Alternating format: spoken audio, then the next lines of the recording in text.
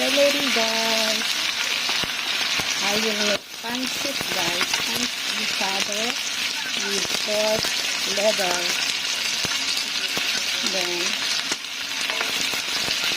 laman loob ng manok, guys. Ayan yung liver, tsaka sahog pa lang ito, guys. Dami sahog.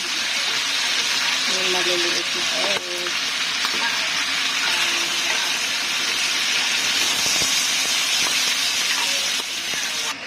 Ayan, guys. Nakatimpla niyo yung aking sahog. Ang daming sahog, guys. Isang kilo. Kalahating kilo lang ito. Ayan, guys. May sausage, liver, pork, tsaka laman loob ng chicken.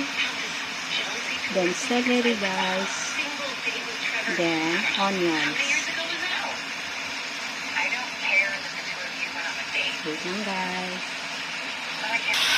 Ayan, guys. Nilagay ko na yung dahon ng celery kasi yung tangkay niya is inuna ko. Ayan, guys. Pampabango lang, guys. Ang celery. Yeah, guys. Mix ko na. Ito yung pinakagulay natin. Cabbage.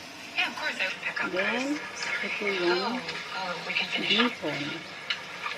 Wait a minute, guys.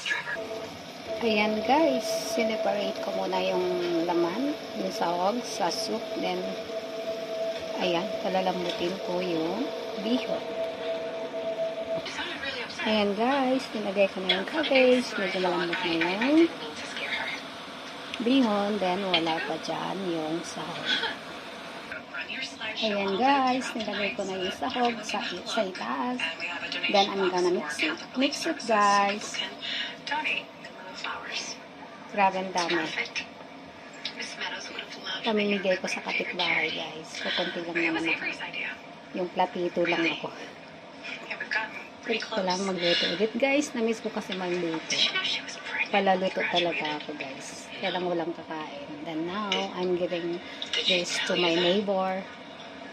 Mga 5 tao. 5 to 6 person, guys. I-mix ko na lang yun, guys.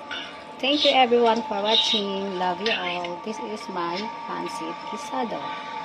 Thanks, guys. Are you okay?